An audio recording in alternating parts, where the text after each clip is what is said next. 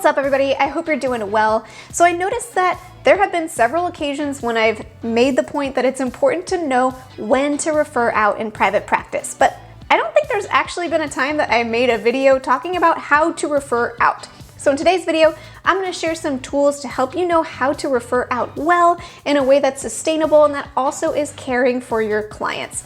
So if you'd like to learn about that, then stay tuned. Welcome to Private Practice Skills. I'm Dr. Marie Fang, psychologist in private practice. I post videos offering tools I learned the hard way about starting and growing private practice so that you don't have to. Now, before diving into the how-tos of referring out, it's important to get a couple of things straightened out. First, it's a perfectly normal and expected part of private practice to refer out.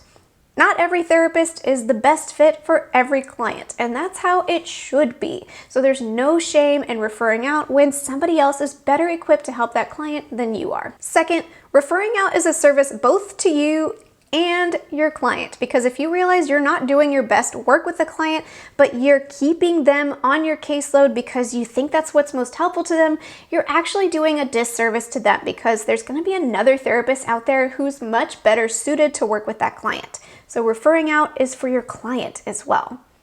I should say primarily for your client, actually. Okay, now that we got some of those things out of the way, let's talk about a few different scenarios where we might find ourselves needing to refer out, because I think the way that we approach the referral looks different depending on the context that it comes up. The first and probably most common scenario that we find ourselves referring out is during the first contact with a client.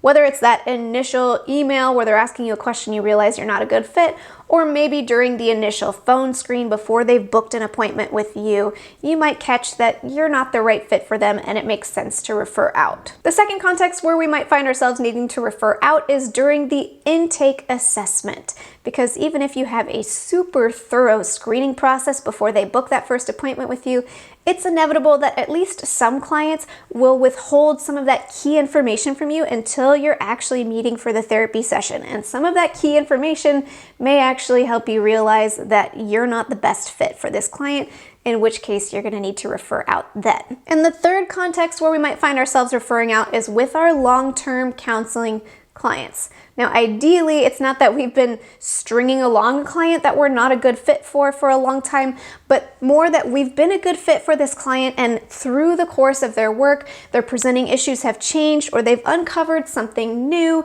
and they're needing to address something that's no longer within your primary scope or specialty, and now you're realizing you need to refer them out. So at this point, I follow a tiered system for how I go about referring out depending on which of those three situations I'm realizing I need to refer someone out.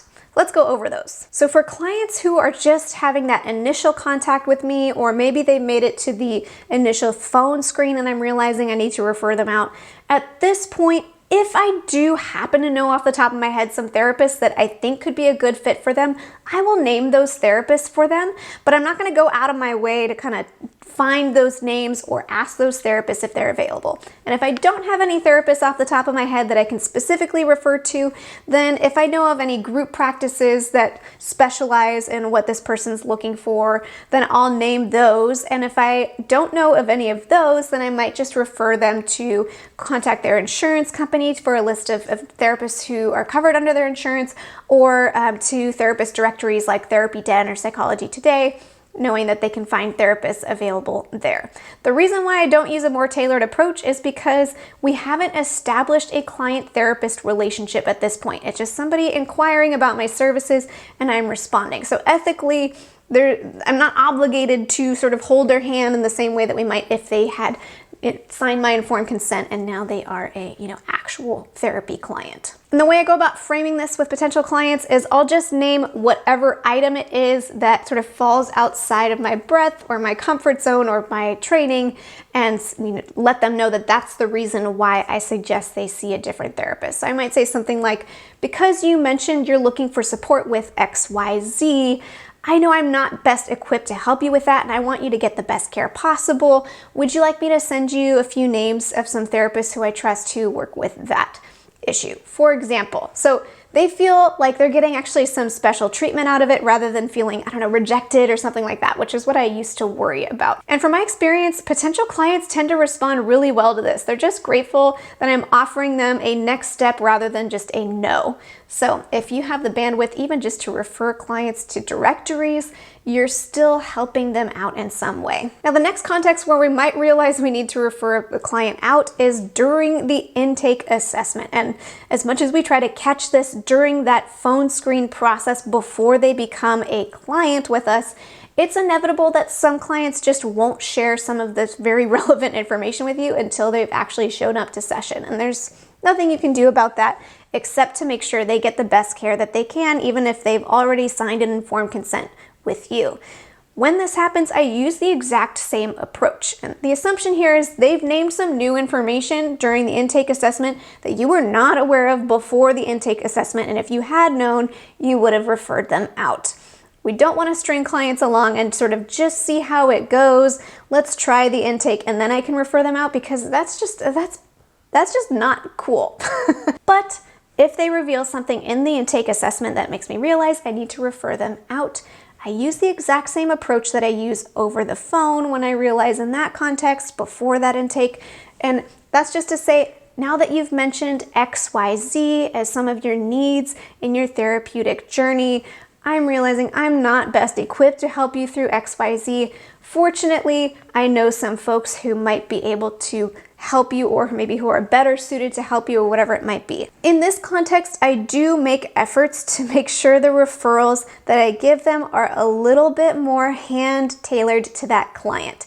Rather than just sending them to, Psychology Today or to contact their insurance or something like that, I will come up with a list of names of 3 therapists who I trust, who specifically have availability on their schedule right now to take on new clients. So this involves a few extra steps because 1, I need to at least know those therapists. So if I don't, I need to go find them.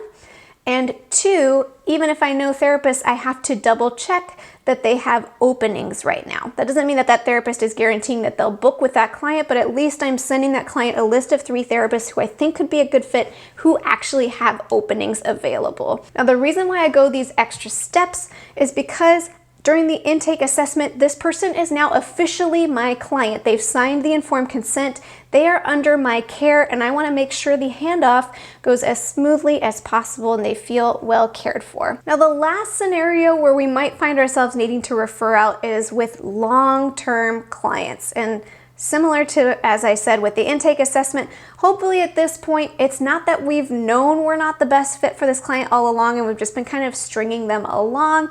Instead, it should be that we have been a good fit for them based on what we've known up till now, and now new information has come up that's making us realize that whatever they're needing next from counseling is something that maybe we're not best suited to provide, and that's why referring out makes sense. Now, when this comes up, the approach is much more sensitive because you've had a long-standing relationship with this client, and so the item that you need to consider the most is how they're going to respond to you bringing up, the fact that you're sending them away, which they can perceive as some sort of rejection when really you're intending their care as the priority.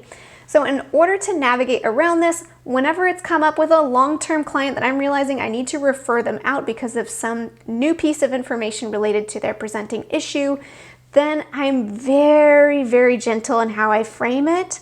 And I'll just start by saying it very cautiously, like, hey, I've noticed in the last session or the last few sessions, you've brought up this concern, and I'm noticing that it's very important that we address that. And also, just so you know, this is something that's falling a little bit outside of my realm of expertise. So that's just something that I'm keeping in mind as we're doing our work together. And if it's looking like it's really important that you are able to address that item more directly, we may need to consider the possibility that another therapist might be better equipped to help you through that. So it's very gentle, right? It's not like, okay, so you brought up a new concern, but bye. Right? We have to care for our clients, and how they exit counseling, how they feel about that transfer process is so important to how they recall your entire journey together. You want it to feel like working with you was really, really helpful, and now they're going to work with a new therapist, and that's also really, really helpful, rather than like, my old therapist kicked me out and it sucked. Now, in this last scenario, it is ideal that you could sort of transition the referral process over time gradually, rather than like the day a client brings up something new, you just kick them out after that session. probably is not helpful except for some kind of unique circumstances. But ideally, it's something you would talk about for a number of sessions as you process termination. And what I do is I help that client get connected with whomever their next therapist is going to be before we've terminated therapy. So we are continuing to process the ending of our relationship while I'm using the same tailored approach of, I'm happy to offer recommendations. Here's some folks I trust who I think are equipped to help you, who have availability in their schedule, and my client will be contacting those therapists, checking out their profiles, and potentially even setting up their first appointment with their new therapist before we've even ended therapy. And there might even be some kind of brief touch point where maybe they've seen their new therapist for a few times and we have like a 15-minute phone check-in just to make sure everything's okay, because I don't want them to feel like I have a bad therapist when this new therapist is bad and I'm stuck. So that there's just a lot of hand holding in that context. And it is a lot more work on our part, but that's the work that people pay us for. Now, you may have noticed that in order to make those referrals properly, you do need to be able to offer a list of names of therapists, hopefully not just completely willy-nilly. Now, if you're not super well connected with other therapists in your area, it is a really good idea to prioritize networking with some of those therapists, not all of the therapists. And even if you aren't yet connected with any therapists, you can access listservs and things like that so that you can make sure you find the support you need for your clients when you need it. If you'd like some help knowing how to build relationships with other therapists, I have videos covering those topics already, so I've linked to those in the description box. It's also worth noting that a thorough intake system should catch the majority of cases of when you need to refer out before somebody becomes your client. So whether it's through that email or that initial phone screen, it'd be really great if you could catch it then and refer them out before they are in your office. I have videos all about how to do the initial phone screen and that first session with clients, so if you'd like some tips on how to do that, I've linked to those below. Whew. Well, I know I did kind of a deep dive on how to refer out in this video, but I just want to make sure that client care is prioritized in how you go about it, and of course, every case is unique. So if you have any questions still lingering after seeing this video or in any context where you're not sure if you need to refer out or how to do it, that is what consultation is for, and I really encourage you to get consultation in those situations. And before we close, I'd like to thank TherapyNotes.com for sponsoring this video.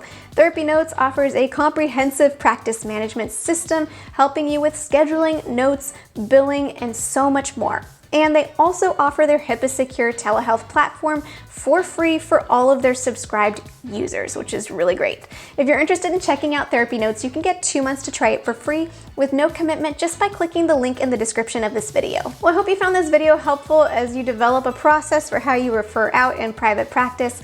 Let me know in the comments if there are any tips that you would add in order to have a smooth referral process when that comes up. And until next time, from one therapist to another, I wish you well. Is a normal and an expected first. Hello. I am filming. How's it going? It's okay. I'm almost done.